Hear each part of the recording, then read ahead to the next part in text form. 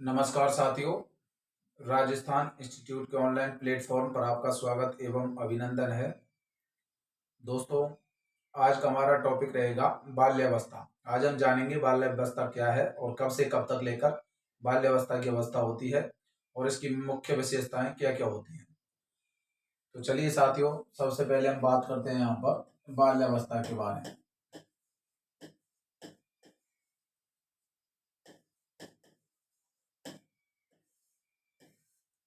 बाल्यावस्था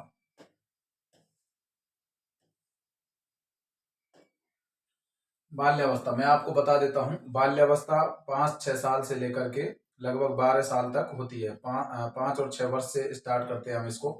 तो 5 वर्ष से आप मान सकते हैं। 5 वर्ष के बाद और 12 वर्ष तक कौन सी अवस्था होती है? बाल्यावस्था। 5 वर्ष से 5 या फिर 6 वर्ष हम कह देते हैं। कई पुस्तकों में आपको 6 वर्ष भी मिल सकता है। तो 5 या 6 वर्ष से लगभग 12 वर्ष तक। तो ये मुख्य रूप से जो है बाल्यावस्था की जो है अवस्था होती है 5-6 साल से लेकर 12 वर्ष तक। अब बाल्यावस्था की मैं आपको बता देता हूँ। कुछ जो है इसके उपनाम हैं, वो कौन कौन से हैं वो आपको बता देता हूँ, जहां से एग्जाम में आपको क्वेश्चन जो है मिल सकता है।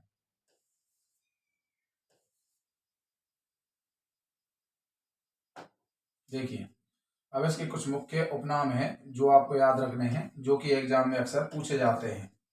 ये आपको ध्यान रखने होंगे। ये उपनाम इसके एग्जाम में पूछे जाते हैं। तो मैं आपको बता देता हूं यहाँ पर। इसको हम टोली की अवस्था के नाम से भी जानते हैं।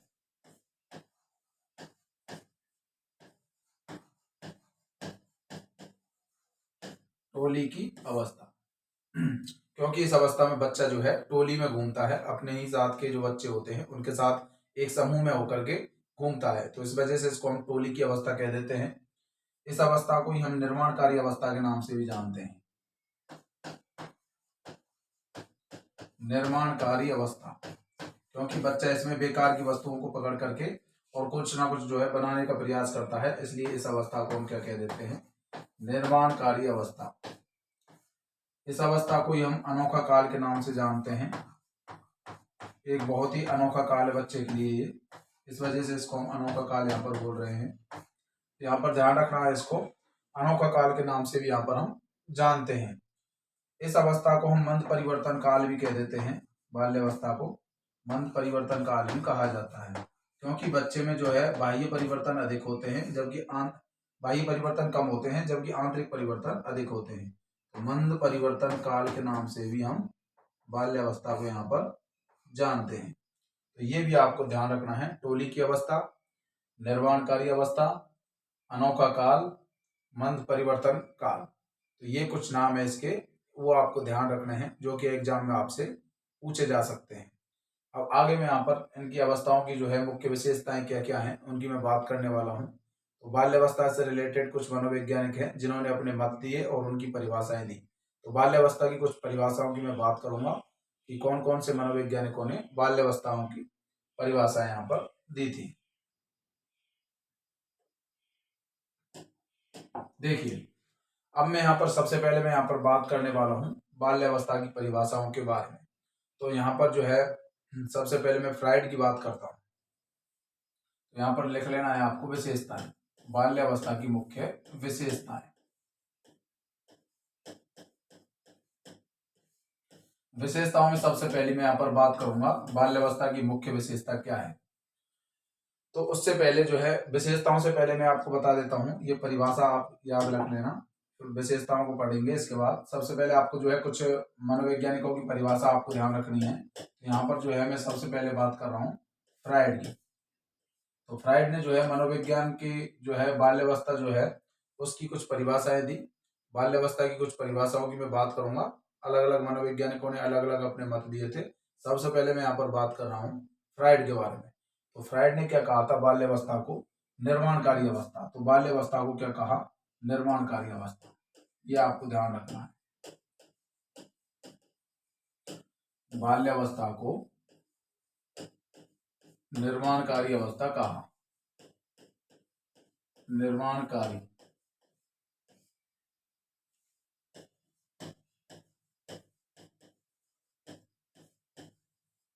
तो फ्राइड ने बाल्यावस्था को निर्माणकारी अवस्था कहा था। उसके बाद मैं बात करूंगा यहाँ पर कॉल एंड ब्रुश की।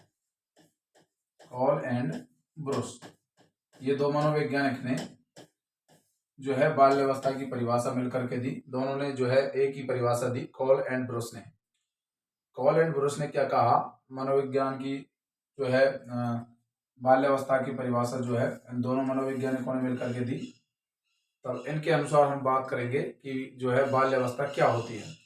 तो कॉल एंड ब्रुश के अनुसार बाल्यावस्था जो है यहाँ पर जीवन का एक अनोखा काल होता है। तो कॉल एंड ब्रुश के अनुसार क्या है, बाल्यावस्था जीवन का अनोखा काल है। बाल्यावस्था जीवन का अनोखा काल।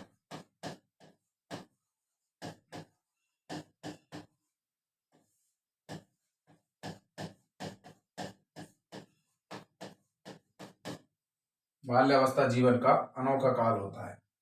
तो फ्राइड ने क्या कहा था, बाल्यावस्था जो है निर्माणकारी अवस्था है। कॉल एंड ब्रुश के अनुसार बाल्यावस्था जीवन की जो है यहाँ पर अनोखा काल माना जाता है।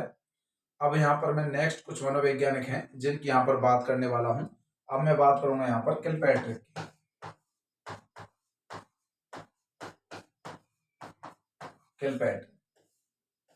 किलपैट्रिक ने क्या कहा था बाल्यावस्था के बारे में, यह है जीवन, बाल्यावस्था जो है ये प्रतिद्वंदात्मक सामाजिकरण की अवस्था है। बाल्यावस्था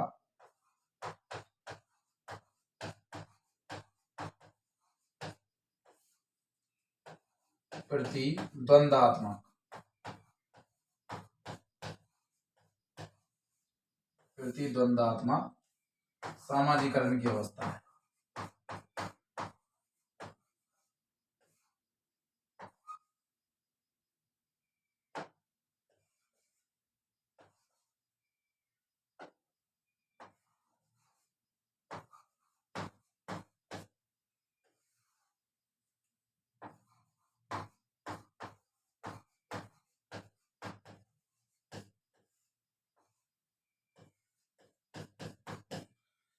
तो यहाँ पर तीन मनोवैज्ञानिकों ने बाल्यावस्था की परिभाषाएं दी हैं। फ्राइड के अनुसार बाल्यावस्था को निर्माणकारी अवस्था कहा जाता है।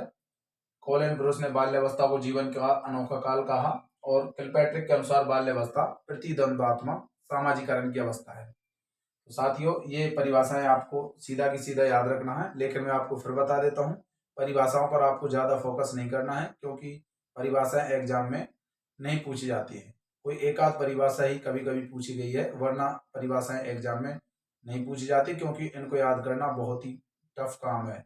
क्योंकि पूरी मनोविज्ञान को आप पढ़ोगे तो उसमें बहुत सारी परिभाषाएं हो जाती है जो कि याद नहीं रह पाती हैं। इस वजह से आपको घबराने की आवश्यकता नहीं है। याद हो जाए तो अच्छी बात है, नहीं हो तब भी आपको घबराना नहीं है। आपको साथ साथ यहाँ पर लिखते चलना है। साथ में आपको जो है पीडीएफ नोट्स में देता हूँ और उन पीडीएफ नोट्स की प्रिंट निकलवा लेना है और पढ़ते चलना है।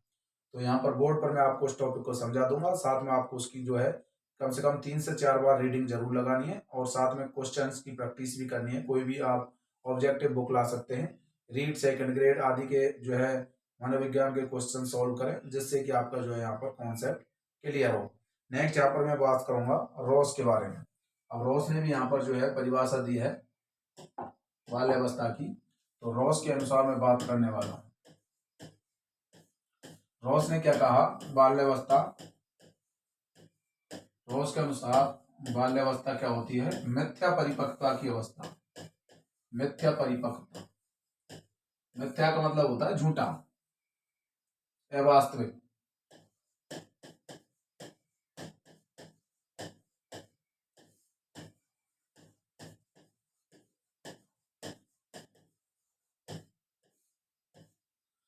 तो रॉस के अनुसार बाल्यावस्था क्या है, मिथ्या परिपक्वता। क्योंकि इस अवस्था में जो है, रॉस के अनुसार बाल्यावस्था में जो है पूर्ण रूप से जो है यहाँ पर अच्छी तरीके से वास्तविक रूप से यहाँ पर जो है परिपक्वता, मैच्योरिटी नहीं आती है, मिथ्या परिपक्वता यहाँ पर आती है। तो ये आपको ध्यान रखना है, बाल्यावस्था मिथ्या परिपक्वता की अवस्था है। ये किसका कथन है, रॉस का कथन है। तो ये कथन आपको जो है याद नहीं रखने हैं, लेकिन आपको रिवाइज इनको कर लेना है, जिससे कि मान लो कोई आ भी जाए तो वो क्वेश्चन आपका गलत नहीं हो। जहां तक यहाँ से क्वेश्चन 99% नहीं आएगा, लेकिन फिर भी आपको 1% यहाँ पर याद करके चलना है।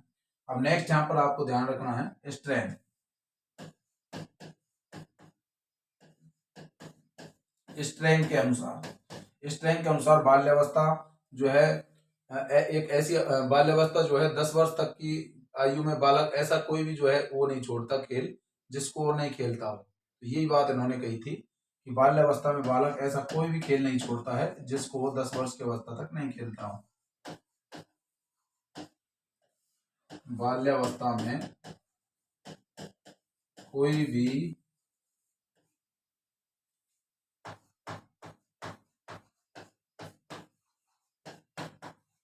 भी ऐसा खेल नहीं बचता जिसको बच्चा 10 साल तक नहीं खेल लेता हो। जिसको बच्चा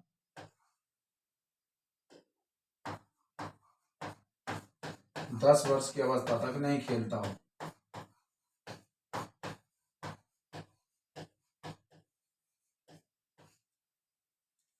10 वर्ष की अवस्था तक नहीं खेलता हो।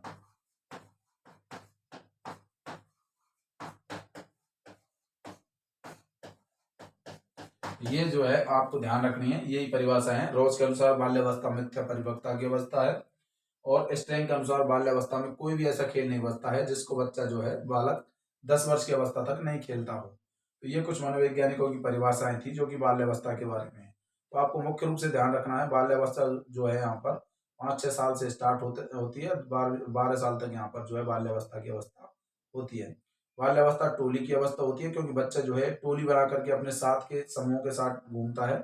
निर्माणकारी अवस्था उसको कहा जाता है क्योंकि बच्चा जो है बेकार की वस्तुओं को ढूंढ करके इकट्ठा करके कुछ ना कुछ जो है नई चीज जो है क्रिएट करने की कोशिश करता है, बनाने की कोशिश करता है। तो इस वजह से निर्माणकारी अवस्था। मंद परिपक्वता की अवस्था क्यों कहते हैं, मंद परिवर्तन काल क्यों कहा जाता है, क्योंकि जो है इस अवस्था में बाह्य परिवर्तन कम होते हैं, आंतरिक ज्यादा होते हैं, इसलिए बाह्य परिवर्तन कम होने के कारण इसको जो है मंद परिवर्तन काल कहा जाता है। अनोखा काल भी इसको कहा जाता है क्योंकि बालक में अनोखे परिवर्तन इस अवस्था में होते हैं, तो इसको अनोखा काल के नाम से यहाँ पर जाना जाता है। अब यहाँ पर मैं बात करने वाला हूँ बाल्यावस्था की कुछ महत्वपूर्ण विशेषताओं के बारे में। देखिए, अब यहाँ पर मैं बात करूंगा बाल्यावस्था की विशेषताएं जो कि एग्जाम में पूछी जा सकती है।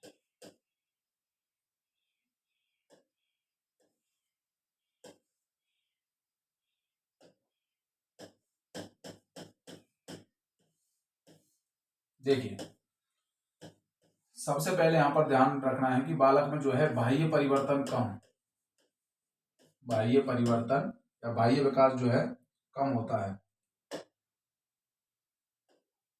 बाह्य परिवर्तन कम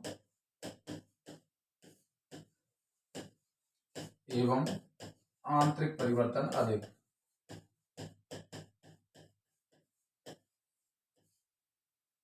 एवं आंतरिक परिवर्तन अधिक होते हैं।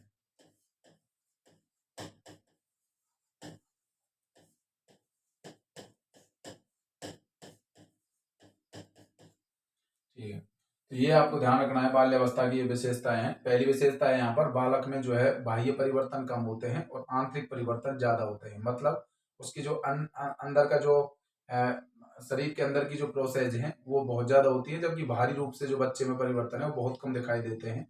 इसलिए बाल्यावस्था में हम कह सकते हैं कि बाह्य परिवर्तन कम एवं आंतरिक परिवर्तन अधिक होते हैं। इसलिए इस अवस्था को क्या कहते हैं, मंद परिवर्तन काल कहा जाता है। इसलिए इसे मंद परिवर्तन काल भी कह देते हैं।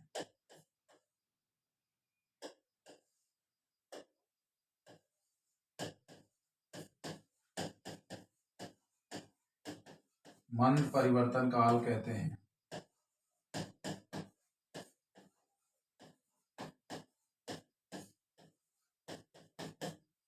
तो ये आपको ध्यान रखना है। पहली विशेषता बाह्य परिवर्तन कम आंतरिक परिवर्तन अधिक, इसलिए क्या कहते हैं, मंद परिवर्तन काल। दूसरी यहाँ पर विशेषता क्या है कि इस अवस्था में जो है शरीर के अंदर जो है बालक में जो हड्डियों की संख्या है वो लगभग जो है कितने तक पहुंच जाती है, 350 अर्थात 370 तक भी यहाँ पर पहुंच जाती है। हड्डियों की संख्या 370 तक पहुंच जाती है। मतलब हड्डियों की संख्या में वृद्धि होती है इस अवस्था में।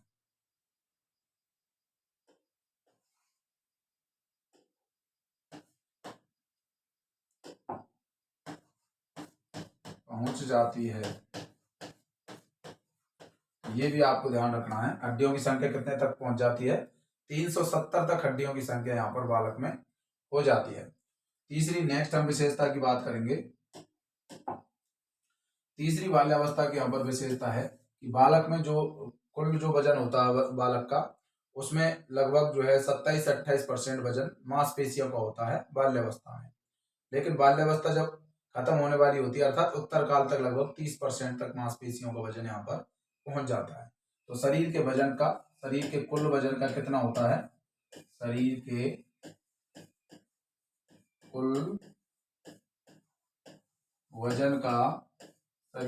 वजन का मांसपेशियों का वजन, शरीर के कुल वजन का मांसपेशियों का वजन 27 से 28% तक हो जाता है। 27 से 28% तक हो जाता है।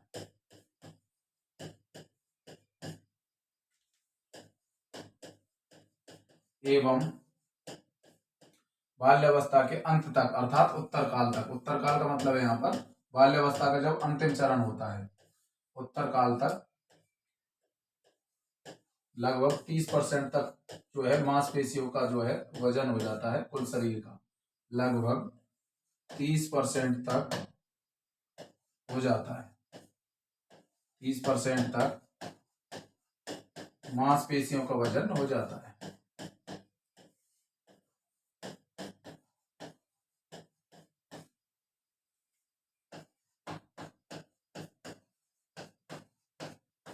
तो ये भी एक बाल्यावस्था की विशेषता है कि बाल्यावस्था में लगभग शरीर के कुल वजन का जो है बालक में मांसपेशियों का जो वजन होता है वो 27 से 28% हो जाता है। और लेकिन जब बाल्यावस्था खत्म होने वाली होती है मांसपेशियों का वजन लगभग 30% तक यहाँ पर पहुंच जाता है। तो ये भी जो है यहाँ पर बाल्यावस्था की विशेषता है।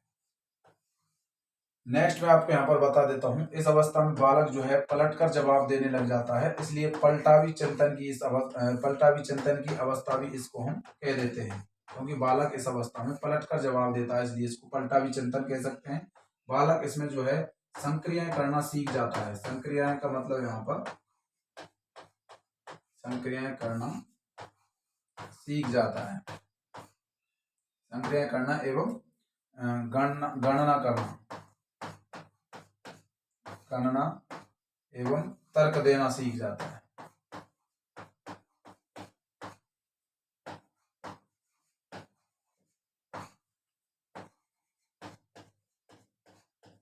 देखिए इस अवस्था में बालक जो है पलट कर जवाब देने लग जाता है, चिंतन करने लग जाता है, अर्थात मूर्त चिंतन करता है। इस अवस्था में ध्यान रखना है आपको, बालक जो है किसी चीज को मूर्त रूप में देखता है, मतलब प्रत्यक्ष रूप में देखता है, उसके बाद उस पर जो है चिंतन करता है। मूर्त शब्द का मतलब होता है डायरेक्ट, प्रत्यक्ष रूप से देखना किसी चीज को, फिर उस पर विचार करना, अर्थात मूर्त चिंतन की अवस्था भी इसको हम कह देते हैं। ये भी आपको ध्यान रखना है। तो मूर्त चिंतन की अवस्था, पलटा विचिंतन की अवस्था, संक्रिया करना बालक सीख जाता है, गणना करना सीख जाता है, जोड़ घटा गुना भाग ये सभी जो कैलकुलेशंस वगैरह होती हैं इनको जो है बाल्यावस्था में ही बालक सीख जाता है।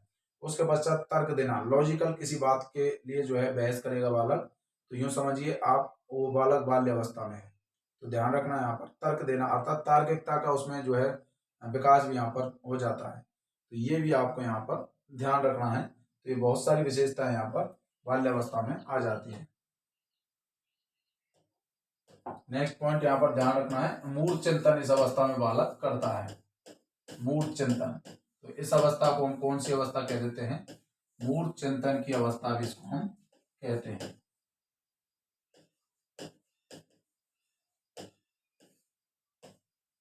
इस अवस्था को मूर्त चिंतन की अवस्था कह देते हैं। इस अवस्था को निर्माणकारी अवस्था कहा जाता है क्योंकि बालक इसमें बहुत सारी बेकार की वस्तुओं को कलेक्ट करता जाता है। निर्माणकारी अवस्था कहते हैं।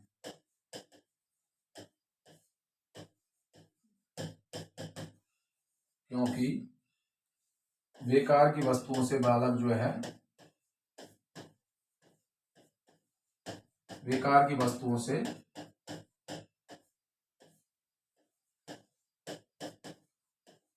नई वस्तुओं का निर्माण करता है।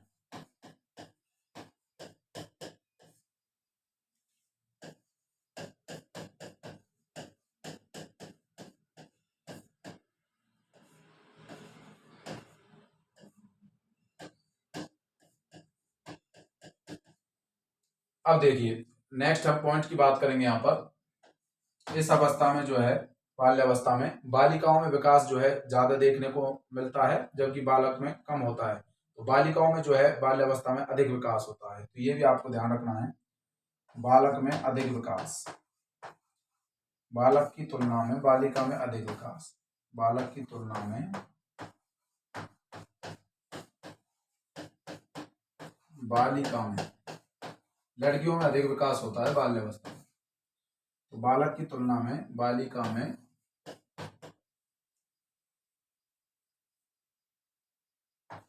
अधिक वृद्धि दृष्टिगोचर होती है, अधिक वृद्धि होती है अर्थात विकास होता है, अधिक वृद्धि दृष्टिगोचर होती है मतलब देखने को मिलती है। यहाँ पर बाल्यावस्था में लड़कियों में ज्यादा जो है कुछ ग्रोथ देखने को मिलेगी लड़कों की तुलना में, तो ये पॉइंट भी आपको ध्यान रखना होगा। तो ये यहाँ पर कुछ बाल्यावस्था की विशेषताएं हैं। मूढ़ चिंतन की अवस्था भी इसको कह देते हैं। निर्माणकारी अवस्था, बेकार की वस्तुओं से जो है यहाँ पर नई वस्तुओं का निर्माण करने लग जाता है बालक। और यहाँ पर कुछ जो है विकास जो है वृद्धि जो है वो बालिका में अधिक होती है बालक की तुलना में। नेक्स्ट पॉइंट यहाँ पर बात करेंगे।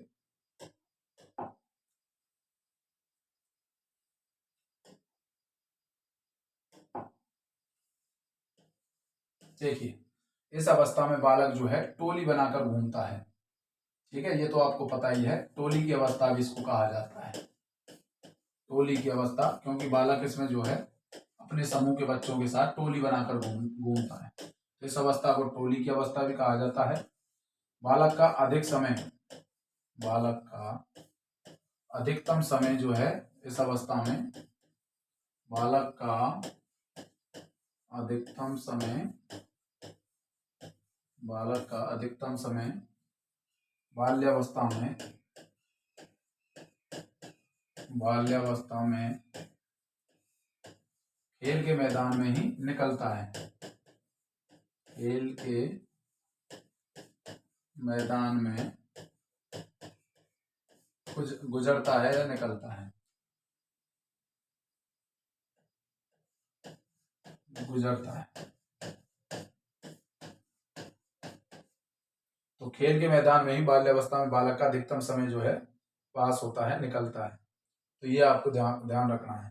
तो अधिकतम जो है बालक खेल के मैदानों में ही अपना समय व्यतीत करता है बाल्यावस्था में। तो ये पॉइंट भी आपको यहाँ पर ध्यान रखना है। नेक्स्ट पॉइंट यहाँ पर ध्यान रखना है कि बाल्यावस्था में बालक जो है निरुद्देश्य भ्रमण करता रहता है। निरुद्देश्य का मतलब होता है बिना किसी उद्देश्य के, निरुद्देश्य भ्रमण करता है।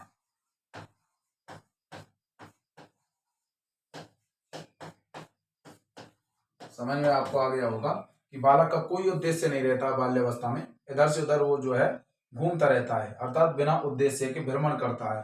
तो निरुद्देश्य भ्रमण की अवस्था भी इसको हम कह देते हैं, क्योंकि बालक का कोई भी उद्देश्य इस अवस्था में नहीं होता है और जो है बिना किसी उद्देश्य के बालक जो है यहाँ पर घूमता रहता है। तो निरुद्देश्य भ्रमण की अवस्था भी बाल्यावस्था को यहाँ पर कह देते हैं। नेक्स्ट यहाँ पर पॉइंट आपको ध्यान रखना है, बाल्यावस्था में बालक जो है चोरी करना सीख जाता है, झूठ बोलना सीख जाता है।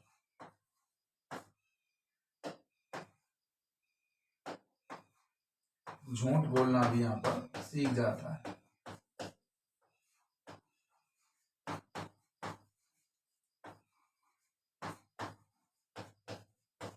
तो ये आपको यहाँ पर ध्यान रखना है। बाल्यावस्था में बालक जो है बिना उद्देश्य के भ्रमण करता है, चोरी करना और झूठ बोलना यहाँ पर बाल्यावस्था में बालक जो है सीख जाता है। नेक्स्ट पॉइंट की यहाँ पर मैं बात करूंगा, 12वें नंबर की यहाँ पर विशेषता है कि बाल्यावस्था में जो बालक है वो मैंने आपको बताया कि यहाँ पर जो है बिना उद्देश्य के भ्रमण कर रहा था, कोई उद्देश्य नहीं था, बेकार की वस्तुओं से कोई नई चीज बनाने की कोशिश कर रहा था, अपने ही जो है समलिंगियों के साथ यहाँ पर जो है घूमता है। समलिंगी मतलब लड़का है तो लड़का के साथ ही घूमना ज्यादा पसंद करता है बाल्यावस्था में, और लड़की है तो लड़कियों के साथ ही। तो समलिंगी के साथ भ्रमण करना अधिक पसंद, साथ भ्रमण करना अधिक पसंद होता है।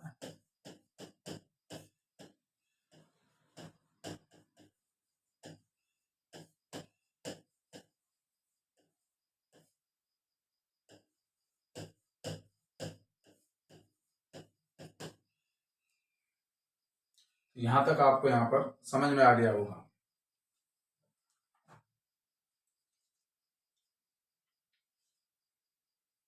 देखिए नेक्स्ट यहां पर पॉइंट आपको ध्यान रखना है,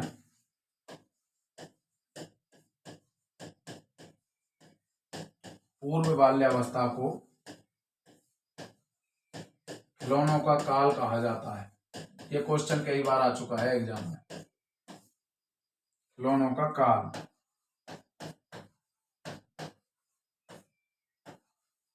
मतलब बाल्यावस्था का जब पूर्व होता है, प्रारंभ होती है जब बाल्यावस्था, तो उस अवस्था को ही बालक की क्या कह देते हैं यहाँ पर,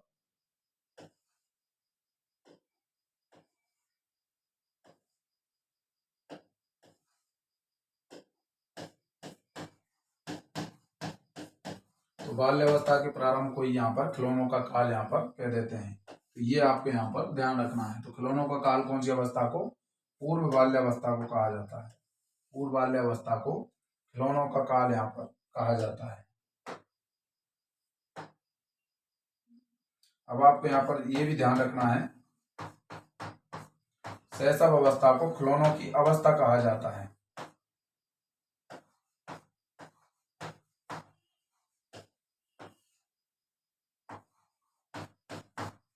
खिलौनों की अवस्था थोड़ा ही डिफरेंस है यहाँ पर, वो ध्यान रखना है आप।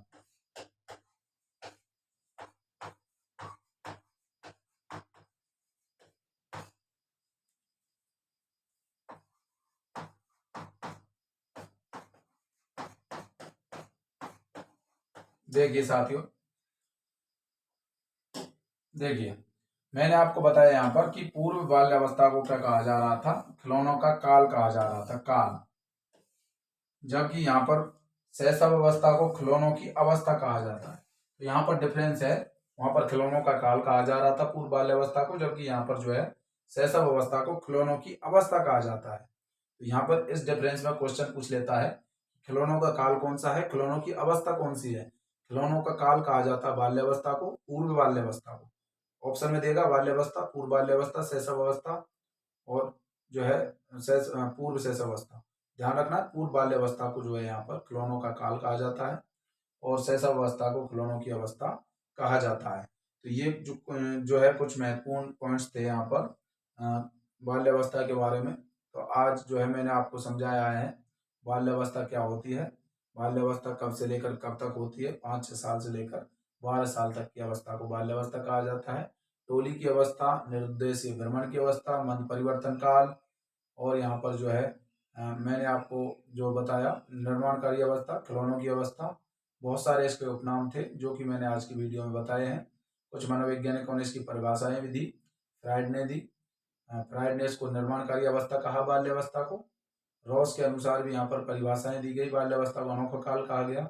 कॉलिन ब्रूस ने भी जो है बाल्यावस्था की परिभाषा दी, उसने भी जो है यहाँ पर अनोखा काल कहा। तो यहाँ पर कुछ आपको ये बातें ध्यान रखनी है जो आपसे पूछा जा सकता है। मिथ्या परिपक्वता की अवस्था भी यहाँ पर देखने को मिली थी, तो मिथ्या परिपक्वता की अवस्था भी इस बाल्यावस्था को ही कहा गया है। तो ये कुछ महत्वपूर्ण बातें आपको ध्यान रखनी है, इससे एक क्वेश्चन आपको एग्जाम में देखने को मिल सकता है। नेक्स्ट वीडियो में हम बात करने वाले हैं किशोर अवस्था के बारे में। तो ये बाल विकास जो है 2-1 वीडियो और बचे हैं इसके, उसके बाद ये कंप्लीट हो जाएगा। उसके बाद नेक्स्ट टॉपिक हमारा अधिगम स्टार्ट होने वाला है। यदि आपने अभी तक कोर्स परचेज नहीं किया है तो प्ले स्टोर से राजस्थान इंस्टीट्यूट ऐप डाउनलोड करें और जो है स्टोर वाले ऑप्शन पर जाकर आप कोर्स परचेज कर सकते हो। आपको पेपर 1 का अलग से कोर्स मिल जाएगा, पेपर 2 का अलग से, और टोटल संपूर्ण कोर्स जो है एक ही जो है 1128 में आपको संपूर्ण कोर्स भी एक ही जो है कोर्स में क्रिएट कर रखा है। तो वहां से आप उसको परचेज कर सकते हो। किसी भी प्रकार की इंफॉर्मेशन के लिए 9664396024 पर आप कॉल कर सकते हो। जय हिंद, जय भारत।